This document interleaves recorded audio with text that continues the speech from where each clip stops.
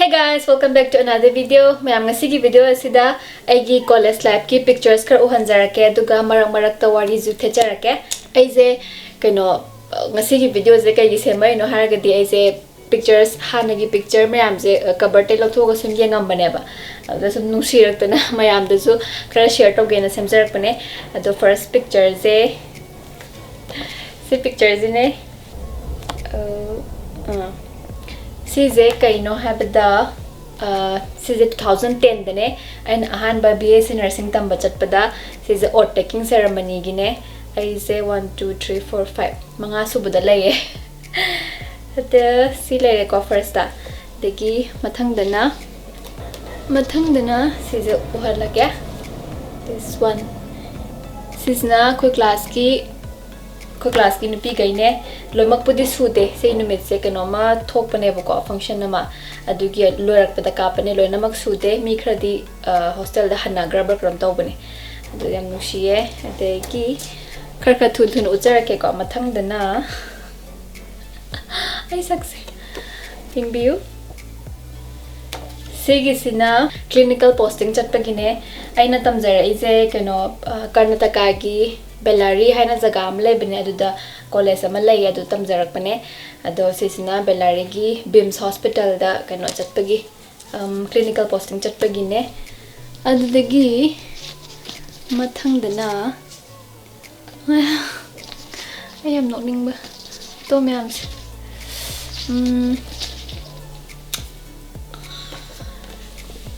dreng sigisina agi birthday gine first year karing agi male si jam noiring agi ai mai ga jam bung lawring agi ni si je first year karing agi ado sisina birthday gi photo ma am leba ko ado sisina khwai digi agi mai je phasana uba dugi si hanjarakpane digi mathang dana zreng sisina aiga Bidyathoi adegi imanabi malu majang atane ko Kerala majang atane mohum je ko ayam luntinar ko adugi ko manga je agi birthday lorak pada kapane si je nusiye lere degi huzik yamna thamoida yamna nusiba phau picture mani zreng sisna kaino abda sigise ko sir ne ko Asim sir haina external teacher ne mana anatomy and physiology takpa ado ma je doctor ne ado mayam ngongna bai tare adugi si picture je keno kap phangjabade harau bodo koina Asim sir ga photo kap phangne kaina nushi the surgery PG loraga laibane kaideno ma mathangi picture sina sigisini sisna kogi junior gi oath taking ceremony da jagoi sabagine ai boy tabo degi sina koi college dagi hostel da halak pagine koi hostel da college kan namna eba ko ga minute ani mutangi walking distance ne badugi koi college halak da kapani degi sisina third year da aigi seminar ma tawba aduda kapane my Gyanabati aigi kano YouTube comment tawba tum comment hek pirak pada imanabine ado sidungshi degi mathangda sisna ko Manipuri macha myam ko class ki Manipuri macha atane ko college da punna phaminar kapani mayam je kamai tongnari jano degi sisina third year da keno psychiatric posting chatpa simoga haina lamam lebine aduda ado mayam kapane adegi sisina yam nungshi photo ne aiga Bidyathoi ga Suni hai si ma na pi ming je Suni kawe Kerala macha ne yam ko hum jam luntin narak pa nushina adegi si picture se daga mathang sina si picture sina si je anum ko web ko anum miss akoi senior da miss haina ko reba do thaina khoi college da kahani junior ai je junior ne ba ko do tari ai gi senior ma ai gi miss ama ai ba nungsiba miss amam thamne ba moi miss kai duna zuma ki nungsi ba junior amam special na thamne ba do si miss siga ai ga pun ba hai tare mane lun to bi bai je ꯑꯗꯨꯒꯤ ꯕꯥꯅꯤꯗꯣ ꯀꯩꯅꯣ ꯑꯩꯈꯣꯏꯒꯤ cultural ꯗ꯭ꯔꯦꯁꯁꯦ ꯑꯣꯟꯊꯣꯛꯅꯔ ꯁꯦꯠꯅꯖꯦꯅ ꯃꯥꯒꯤ ꯃꯣꯏ ꯀꯦꯔꯂꯥꯒꯤ ꯗ꯭ꯔꯦꯁꯅ ꯑꯩꯅ ꯁꯦꯠꯂꯦ ꯑꯗꯣ ꯑꯩꯈꯣꯏ ꯃꯅꯤꯄꯨꯔꯤ ꯗ꯭ꯔꯦꯁꯅ ꯃꯥꯅ ꯁꯦꯠꯂꯒ ꯀꯥꯞꯈꯤꯕ ꯐꯣꯇꯣꯅꯦ ꯅꯨꯡꯁꯤ ꯑꯗꯨꯒ ꯃꯊꯪꯗꯅ ꯁꯤꯁꯤꯅ ꯀꯩꯅꯣ ꯍꯥꯏꯕꯗ ꯀꯩꯅꯣ ꯑꯩꯈꯣꯏ ꯀꯝꯃ꯭ꯌꯨꯅꯤꯇꯤ ꯄ꯭ꯔꯣꯖꯦꯛ ꯒ꯭ꯔꯨꯞ ꯄ꯭ꯔꯣꯖꯦꯛ ꯑꯃ ꯇꯧꯕ ꯑꯗꯨꯒꯤ ꯁꯤꯒꯤ ꯀꯝꯃ꯭ꯌꯨꯅꯤꯇꯤ ꯁꯥꯗꯣꯏꯅꯦꯕ ꯁꯤ ꯃꯌꯥꯝꯁꯦ ꯑꯗꯨꯗ ꯁꯤꯗ ꯃꯌꯥꯏꯗ ꯌꯥꯝꯅ ꯍꯦꯟꯁꯝ ꯑꯣꯏꯕ ꯑꯃ ꯌꯥꯎꯔꯤꯕꯁꯤ ꯃꯌꯥꯝꯒꯤ ꯐꯦꯚꯣꯔꯥꯏꯠꯅꯤ ꯃꯥ ꯃꯃꯤꯡꯁꯦ ꯁꯨꯔꯦꯟꯗ꯭ꯔ ꯀꯧꯋꯦ ꯑꯗꯣ ꯁꯨꯔꯦꯟꯗ꯭ꯔ ꯅꯪ ꯁꯤ ꯚꯤꯗꯤꯑꯣꯁꯤ ꯌꯦꯡ ꯇꯥꯔꯗꯤ ꯍꯥꯏꯐꯦꯠꯇꯪ ꯀꯃꯦꯟ ꯄꯤꯔꯝꯃꯣ ꯑꯗꯨꯒ ꯃꯊꯪꯗꯅ ꯃꯌꯥꯝ ꯑꯩꯒ ꯕꯤꯗ꯭ꯌꯥꯊꯣꯏꯒ ꯀꯥꯞꯄ ꯐꯣꯇꯣ ꯒꯩ ꯎꯍꯟꯖꯔꯒꯦ ꯃꯊꯪ ꯏꯕꯥꯅꯤ ꯀꯥꯞꯄ ꯐꯣꯇꯣ ꯉꯥꯛꯇ ꯉꯥꯏꯔꯝꯃꯦ ꯍꯥꯏꯕ ꯑꯩꯅ ꯌꯦꯡꯕꯗ ꯑꯗꯨꯁꯤ ꯎꯍꯟꯖꯔꯛꯀꯦ ꯃꯊꯪ ꯑꯍꯥꯟꯕꯗ ꯌꯥꯝꯅ ꯅꯣꯛꯅꯤꯡꯕ ꯈ꯭ꯋꯥꯏꯗꯒꯤ ꯅꯨꯡꯁꯤꯕ ꯐꯣꯇꯣ ꯑꯃ ꯎꯍꯟꯖꯔꯛꯀꯦ ꯁꯤꯒꯤ ꯐꯣꯇꯣꯁꯦ ꯑꯩꯒ ꯂꯨꯅ ꯇꯤꯟꯅꯕ ꯃꯤ ꯈꯔꯅꯗꯤ ꯎꯈ꯭ꯔꯕꯅꯦ ꯑꯩꯅ ꯎꯠꯈ꯭ꯔꯕꯅꯦ ꯁ꯭ꯔꯦꯡ ꯁꯤ ꯐꯣꯇꯣꯁꯦ ꯌꯦꯡꯉꯣꯝꯇ ꯑꯩ ꯁꯛꯁꯦ ꯑꯩꯗꯤ ꯁꯨꯃꯥꯏꯅ ꯅꯣꯏꯔꯝꯃꯤꯅꯦ ꯃꯌꯥꯝ ꯑꯩ ꯃꯥꯏ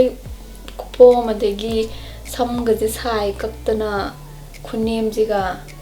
ꯕꯤꯗ꯭ꯌꯥꯊꯣꯏꯗꯤ ꯍꯥꯟꯅꯗꯩꯁꯨ ꯑꯗꯨꯝ ꯄꯥꯡꯉꯦ ꯃꯥꯗꯤ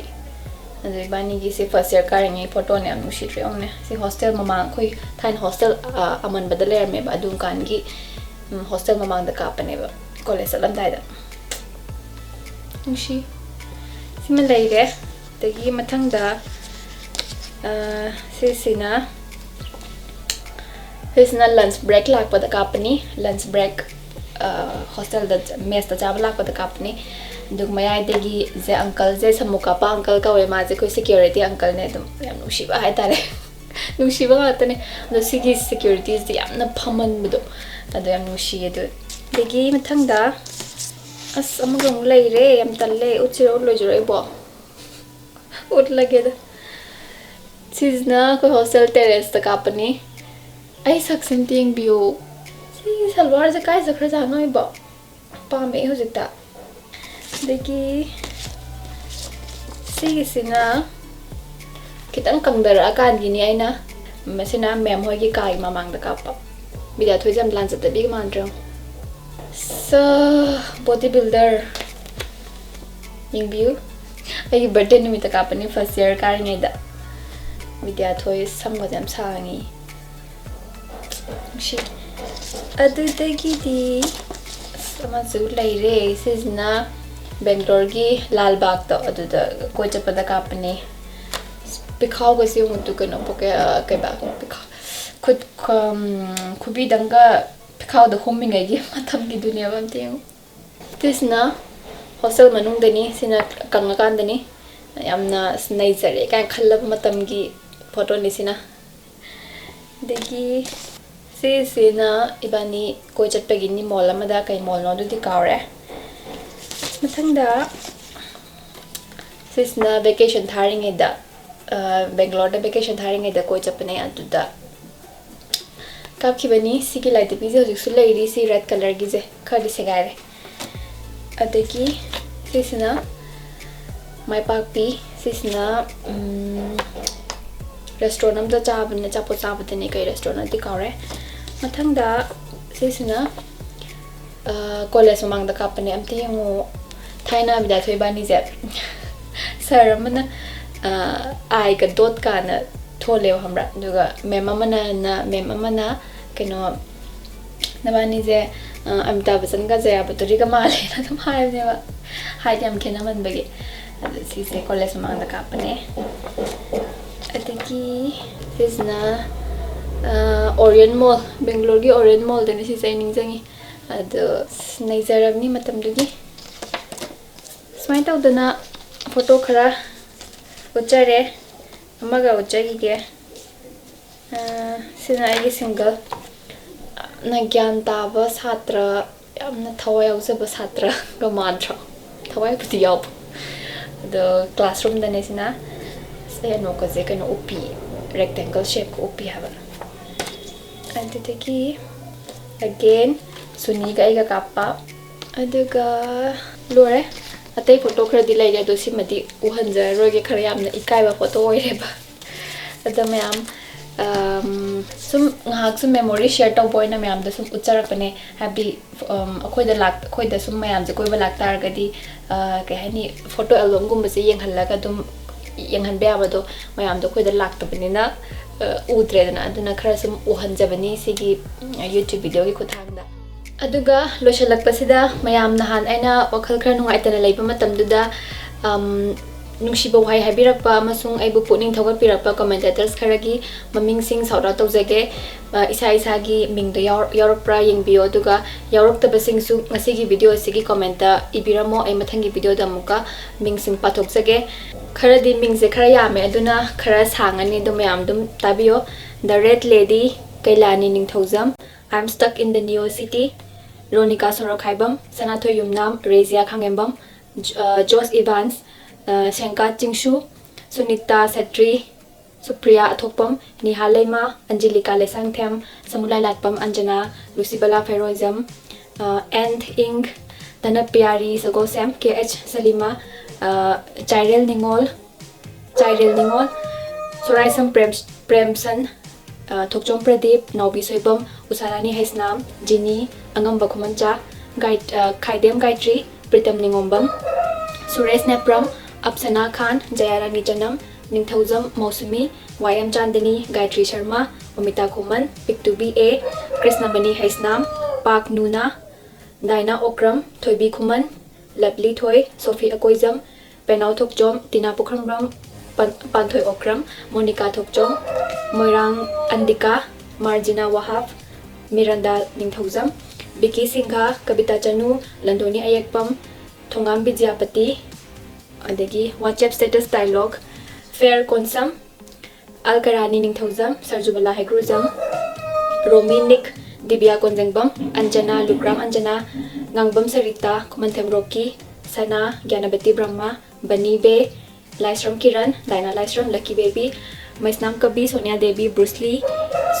susini laimayum princy maibam premita rk tania huidro thani ke Jacob Ningthauza, Thuibi Sarang, Lamyan Bakhaidem 87, Com Block, Luching Lema, Yaifabi, Pantoy Okram, DS Block, Vidalaxmi, Mutum, Sanjay Singha, Sujata Thangzam, Sunita Yumlembam, Priya Taurem, Sardabi Labuk Tumbam, Rosana Thongnauzam, Aliana Thok, R Hairangzam, Marina Sorokhaibam, Blink, Blackpink, GK Slash, Rosilas Block, Sumati Elangbam. I huzik pazagrido mi 96 ne ado thank you so much yamna thagachai smaina wahi amatang orzu nushiba wahi amatang haibiramade amna penjai aduna pathokpa yahodaba mi kaisu sigi video sigi comment haibiramo mathangi video da mukai pathokchage hojikti ai positive comments nganto oina pathokcharage haina khale abdi no negativity mohana negativity da focus ta roise aduna मैं video से लोई फाबिंग बेगी दमा thank you very much मथंगी video थेंगनरसे मैं bye bye take care